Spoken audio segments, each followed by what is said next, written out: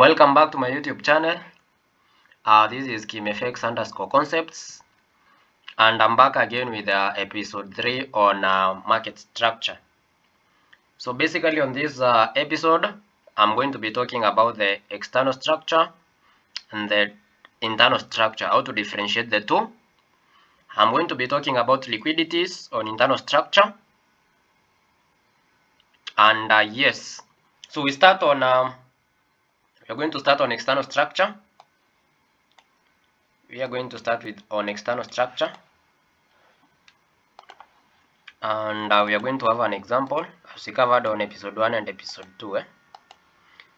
This is just a recap of what we covered on episode 1 and episode 2. You can watch both of the episodes. The links are pinned on my description. If you have not yet watched on episode 1 and episode 2, check on the link on my description.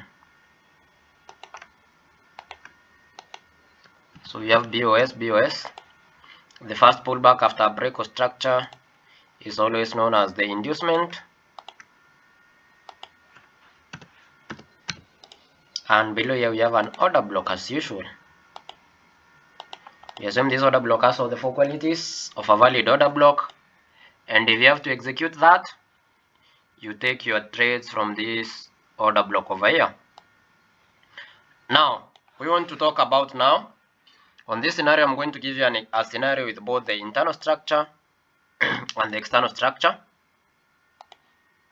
I'm going to give us an example of internal and external structure.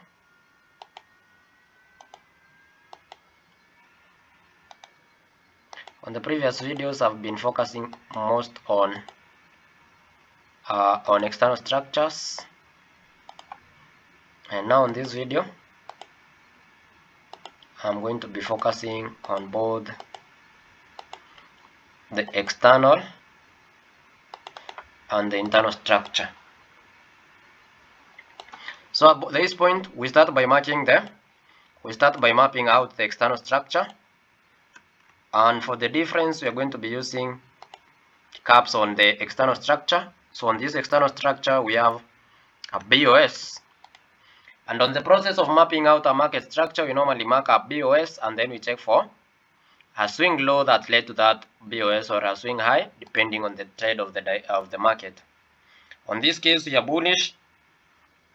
So after we mark out the BOS, we check for a swing low. And a swing low is the lowest point that price came before we broke up. We broke to the upside.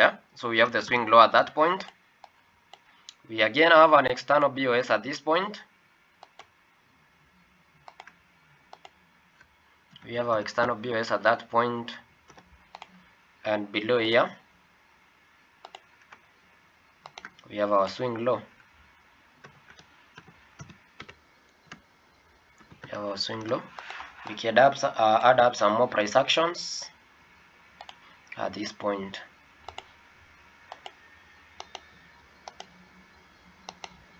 At this point, we might even have a ranging market. Have a ranging market at that point. Very nice. So we are done mapping out. Our market structure. So this is a weak high where we should be expecting our next BOS, and this is our strong low. So if price closes below that area, we know what to expect next, which is known as a change of character. So this was strong low. So we are done mapping out the external structure. Now it's time to map out the internal structure. And now, I'm going to give you a slight difference between the external structure and the internal structure. Most probably, we normally mark out the external structure on a higher time frame and the internal market structure on lower time frame. So anything that I've mapped here on this scenario, we assume everything that I've mapped out is on a 1 hour time frame, and anything that is not marked inside here is on the 15 minutes time frame or the 5 minutes time frame. So basically, external structure higher time frame, internal structure lower time frame. So we go to the internal structure, and mostly internal structure is used for liquidities or last liquidities. Before we get into liquidities, we are going to map the internal structure now, starting at this point, and we are going to use now the small letters. And on this point, we call this one internal BOS, that is IBOS. We have an internal BOS again at this point, so this one is known as IBOS. And again, the same thing here. We have internal break of structure. Again, we have internal change of character here. We have internal change of character, and we have an internal BOS at this point. We have our internal BOS. After that, we have again another internal BOS.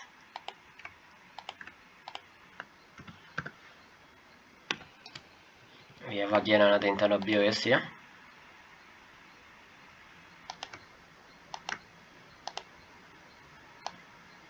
That internal BOS at this point.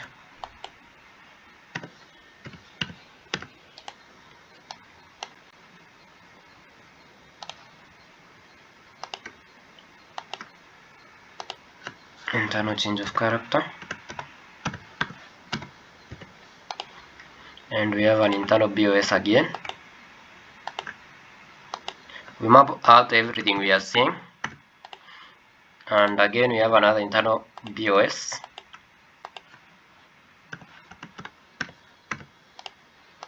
And at this point, the price is consolidating. Price is ranging at that area. So we have nothing specific to mark out in that area. Now, we have to know, for us to get liquidities on internal structure, we have now to identify areas to identify liquidities. We have different areas where we identify liquidities, and I'm going to list them down. We have areas to identify liquidities and inducements. So number one, we normally have demand and the supply, and they go hand in hand with the support and resistance. We have number three, equal lows and equal highs. Number four, we have fair value gaps. Number five, we have order blocks. Number six, we have trend lines. Number seven, we have swing highs and swing lows. Now back to this point. On the internal structure, we want to identify liquidities now. So on internal structure, we are going to map out all the demand and supplies. And on demand and supplies, we are still going to cover on support and resistance. They all go hand in hand. Where we have a demand, we have a support. Where we have a supply, we have a resistance. So we are going to cover these two in one. So over here we have this supply. We have this other supply. We have this other supply. This is on lower time frame, which is the internal structure. We have demand. We have demand. And we have demand. Now I want to show us how these one are used as liquidities. So this is what happens. This is what happens. Traders are taking sales from the supply zones and they are taking buys from the demand. So anyone who was taking their trades from this demand, they had their stop loss lying below that point. Anyone taking their sales from this supply, they have their stop losses lying above it. So at this case, because we are bearish in the internal structure, the sellers are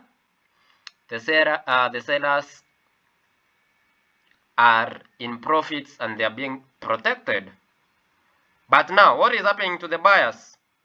On anyone who is buying on these demand zones, they are all being taken out. And once they are being taken out, their money is being taken out into the market now as liquidity. Their stop losses are being hit and their money is being taken into the market, becoming liquidity. Why is it becoming liquidity? Because the stop losses are being hit. So over here, this internal breakout structure is also liquidity sweep. All these internal breakout structures are all liquidity sweeps. Where are they all liquidity sweeps? Because this demand was used as an inducement to trick in retail traders to get into buys and they were later taken out. Anyone buying from this demand was used as inducement and later taken out. Hence, all these internal breakout structures are now being used as inducement and they turn out to be liquidity sweeps. So these BOS, you can term them as liquidity sweep. And how are these liquidity sweep? On either episode 1 or episode 2 on market structure, we talked about qualities of a valid order block. And on this case, we are going to have the first quality of an order block, which is a unmitigated order block. The second quality should have a fair value gap. The third quality should lead to a breakout structure. And the fourth quality should lead to liquidity sweep. If you check on your left, this was the most recent internal breakout structure, which is termed as liquidity sweep. Hence, this order block becomes valid. It now has the four qualities: liquidity sweep, fair value gap, BOS, and its unmitigated order block. Now that is how all these internal breakout structures are used as liquidity. Again, we come back here to these supplies. How are these supply zones used as liquidity? We go to the other area to identify liquidity, which is known as a trend line. On the trend line, we normally have liquidity lying above the trend lines or below the trend lines. At this scenario over here, we have this trend line over here. We have a very nice trend line at that point. Anyone trading a trend line, anytime price bounces back to your trend line, you get into sales. That means there are a lot of stop losses lying above that area. What will happen once the price has taken the sell side liquidity? It's going to come for the buy side liquidity. The sell side liquidity, and this is the difference between the sell side liquidity and the buy side liquidity. The sell side liquidity is on the lower side and the buy side liquidity is on the higher side. Now we were taking all the sell side liquidities, all the liquidities that were lying on this demand were being taken out. Now the liquidity lying on this trend line and on these supplies are now yet to be taken out. So once price closes above this structural high to form a BOS, all the liquidities that was lying above this trend line is taken out. And it was taken out in the internal structure now that we formed a BOS on the external structure, that is on the higher time frame. Again, we go to other area to identify liquidity, that is on equal highs and equal lows. Now on this place, we are going to monitor where we have equal highs and where we have equal lows. At this point, we have our equal lows. We have equal lows at that area. At this area again, we have something known as equal highs. At that area, we have equal highs. We have equal highs at this area. Below here, we have equal lows again.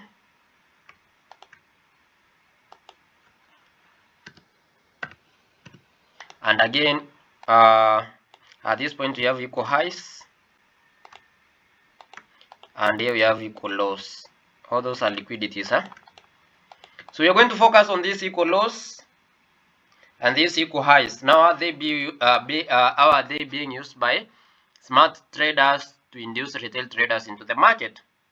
So if you are a retail trader and a scalper, you're going to be focusing on lower time frame without checking the higher time frame, and this will happen to you. So if you are trading chart patterns, anytime you spot double bottom, you're going to be looking for buys. And over here, where we call these equal lows, the double bottom, they are known as equal lows on SMC.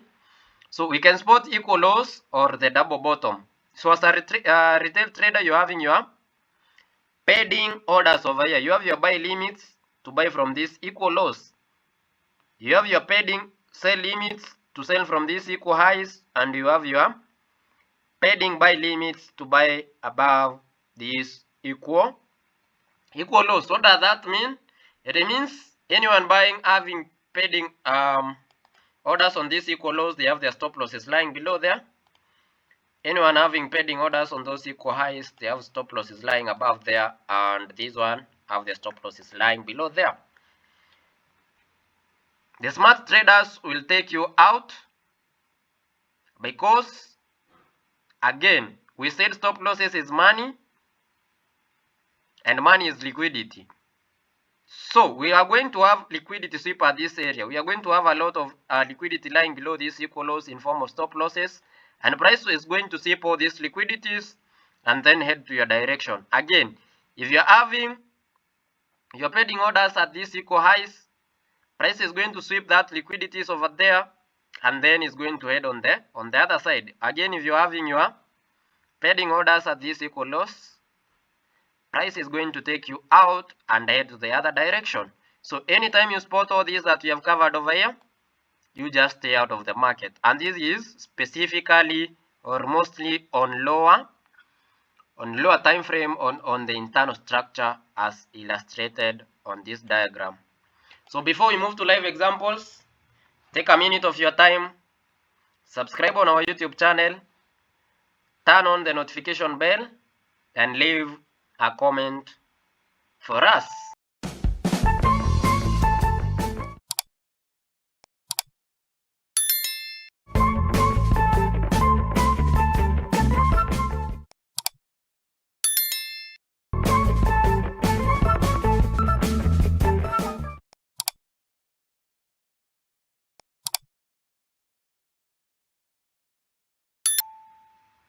Thank you. Now we go to live charts, and we are going to explain what we have covered at that area.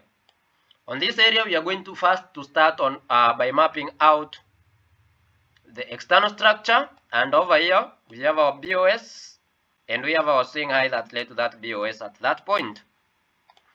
At this area over here, we are going to be having liquidity sweep. So that is known as a liquidity sweep, and this is the swing high that led to that liquidity sweep. So we are going to have a change of character at that point. We said for that trend to shift, or for us to confirm that the trade has shifted from either bearish to bullish or bullish to bearish, a change of character has to be followed by a break of structure. And at this area, we can identify a BOS, and that means this trend has shifted from being bearish to now being bullish, and this is the swing low that has led to that BOS. And now price again closes that below that area, leading to this change of character, and this change of character is followed by a BOS to confirm now that the price again has shifted from being bullish to now being bearish.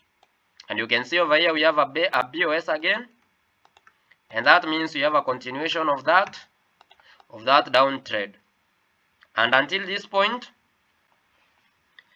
maybe you can focus with that price action at that area. So we have just finished mapping out the external structure. Now we come and mark out the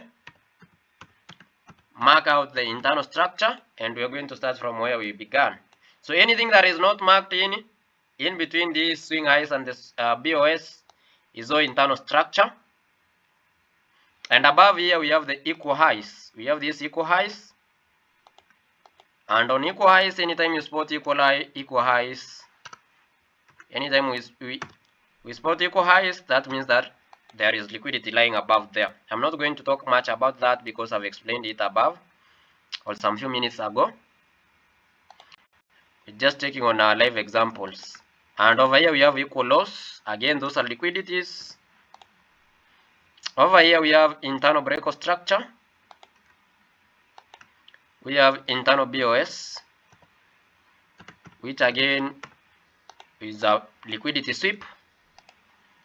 We again have another internal BOS. Above here we have equal highs.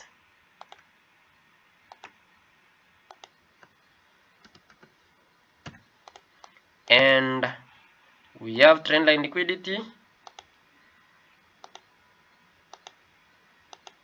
Just mark out what you see. We have trendline liquidity at that area, and again at this area we had that trendline liquidity. There is this trendline liquidity at that point. And what else can we see? What else can we spot? There is nothing else to spot out. Now this is how we mark out, we differentiate between the internal structure and the external structure. We can do some more examples.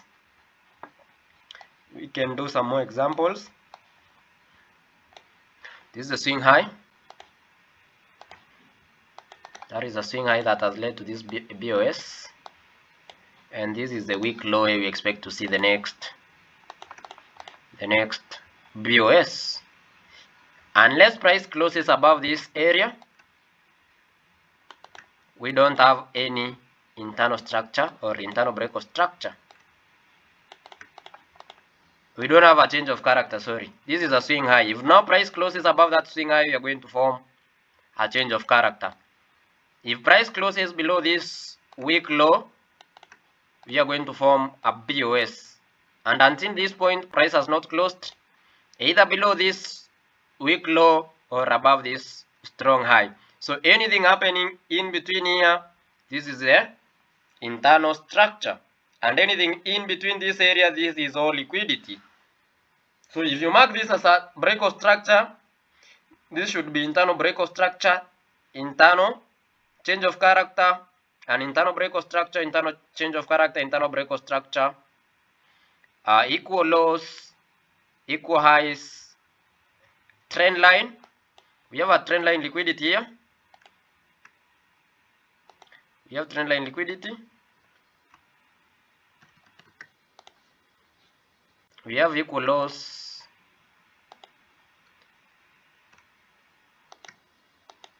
We have those equal lows. And then what else can you see on liquidities? Unless the internal breakout structures and the change of characters. So in the next video, I'll be explaining on how to take now the internal structure to our advantage, how to use the internal structure to our advantage. We can, one, use the internal structure to our advantage to prevent us being induced. Second, we can use the internal structure for confirmations, and at that point, that is when I'll be explaining about different types of entry models. So make sure you turn on the notification bell to get notifications of our next video. And thank you for watching.